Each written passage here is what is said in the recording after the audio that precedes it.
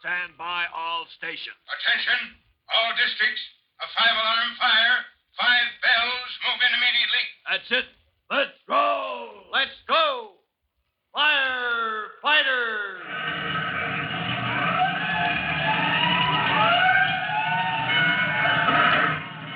Presenting Firefighters, the true-to-life story of our unsung heroes who stand ready to ride by day or night against our most murderous enemy, the demon of fire.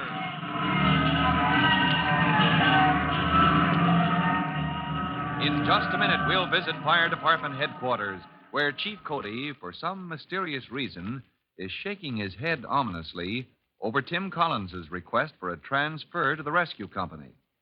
Get set to go, but first there's time for this message.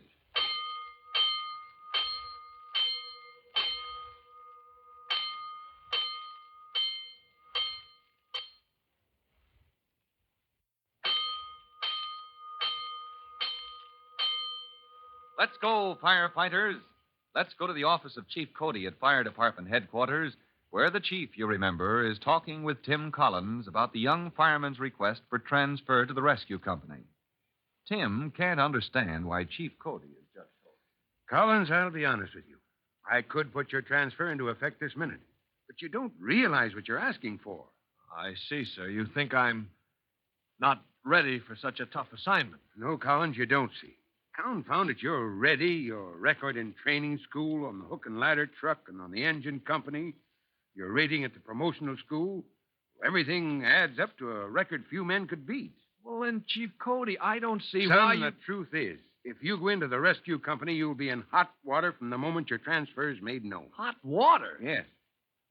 I still don't get it, Chief Cody. Collins, what do you know about the rescue company? Well, what anyone knows about it, sir. The company rolls on all second alarms or on first call in dangerous districts. Yeah. Is that all? Oh, no, sir. The rescue wagon carries all kinds of special equipment. Heavy jacks for raising trains or elevators or what have you in case of accident.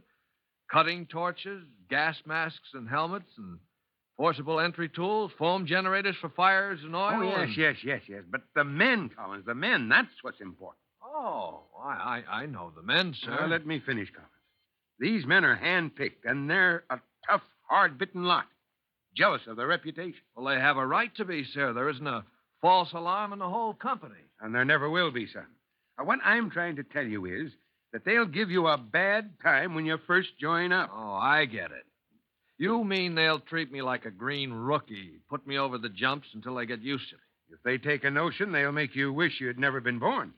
They'll take you apart, Collins, and turn the pieces inside out and throw them away, if they don't think you come up to their standard. Oh, pretty tough, are they? Pretty tough, Collins.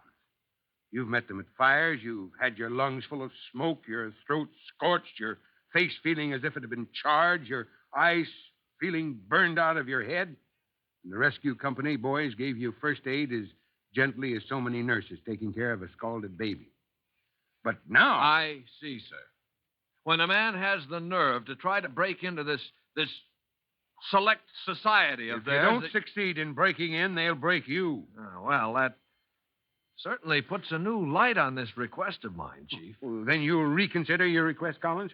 You'll stay with Engine 209 till another chance opens up for promotion? No, sir. No, sir. Now I want to join the rescue company more than ever. What? After what I just told Chief, you? you forget that we Collinses are hard-headed, too. Well, all right. I'll have Glover put through your papers, and you can report this morning to Captain Jellybone. Oh, yes, sir. Captain Jellybone at Rescue Company headquarters. You're in for a bad time, son.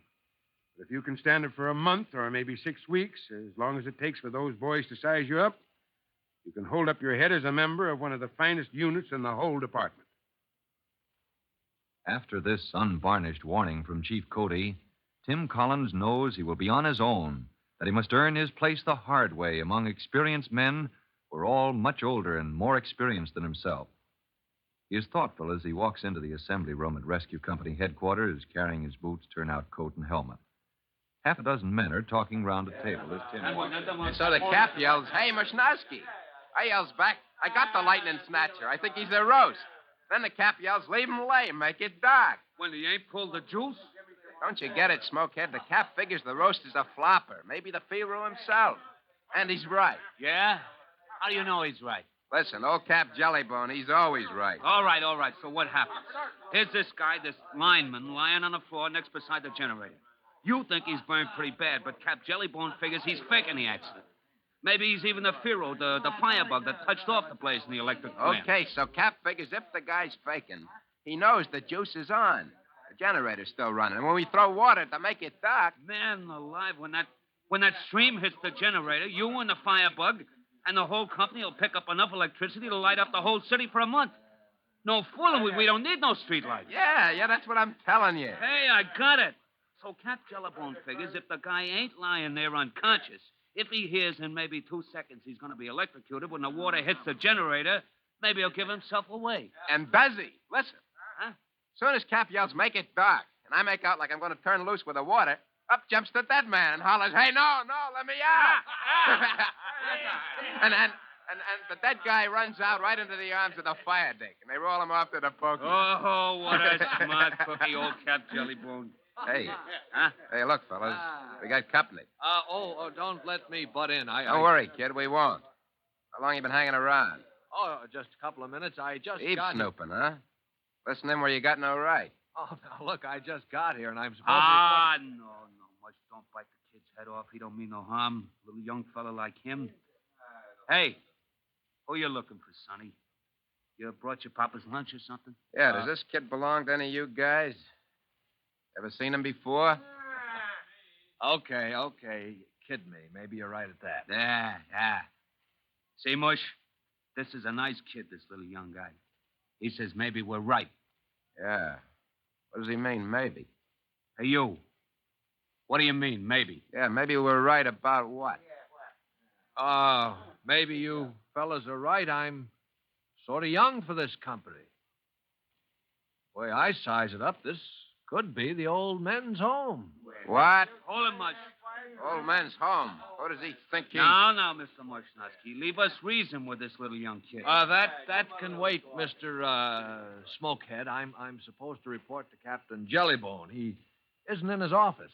Supposed to report to the cap, huh? That can wait, my little young friend. Not the way I was trained, it can't. I've got my orders. Leave me announce that there will be a slight delay as Captain Jellybone is pounding his ear. On account of he was out on a special emergency case last night and will not arise unless maybe an alarm is tapped in. We don't let any little young green rookie go waking the cap before his time. So, maybe we ought to let him, Mr. Mushnosky. Huh? Wake up the cap? Yeah. Because then the captain will have liver for lunch. He will have a nice piece of little green rookie liver. That's very funny, but since I've got to wait to report to Captain Jellybone anyway, let's get a few things straight. In the first place, I'm not a... Hold it, kid. Box 112. Racing Hillcrest, we are not due. Okay, Charlie. That'll wake the cap.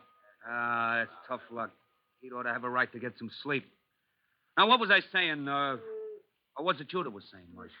It was him that was saying. Oh. He was just going to give us a dressing down. Come on, kid. Pin the nasty fireman's ears back. Now, look, I'm not here to make trouble. I've served my time with a hook and ladder truck, and I've just been moved over from engine 209, and Aha. That's where I've seen him before. Yeah, me too. He's the kid they call Hooksy. Hooksy Collins. Now, Gonigal over on 209. Gonigal says he's a worse smokehead than you are. Smokehead. The kid's record's clean. Why don't he keep it that way? So you're in the department, kid, so you got a good record.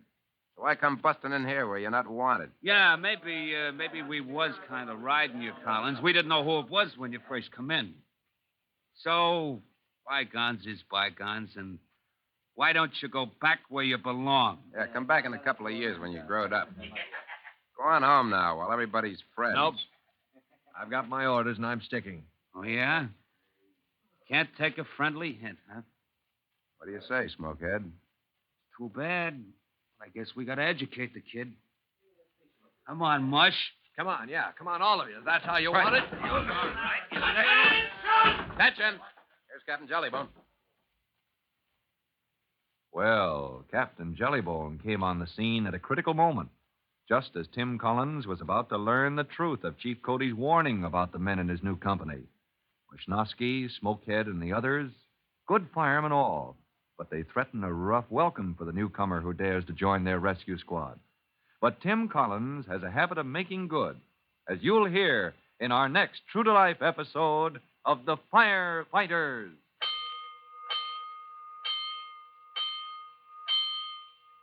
In just a moment, Chief Bob Cody will tell you, boys and girls, how you can help the firefighters in your own town. But first, here's a message you ought to hear. And now, Chief Bob Cody with a special notice for the Firefighters Brigade. Chief Cody. Hello, boys and girls. This is Chief Cody with more news about special jobs in a modern fire department. Now, one duty is to man the searchlight truck, which carries lights to illuminate the scene of a fire or other accident. Now, the truck carries very powerful lamps that can turn night into day. And besides, it carries other lamps that can be taken inside buildings or down under the ground in tunnels, wherever firefighters need light. So there's one more special job, the duty of a member of the Searchlight Company. Well, that's all for now. You'll hear from me soon. Fire Chief Cody and the young rookie fireman Tim Collins will be back on the same station the next time you hear... That's it. Let's go!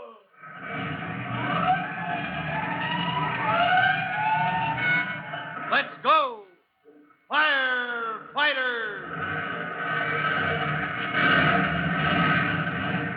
Firefighters is a copyrighted feature of William F. Holland Productions.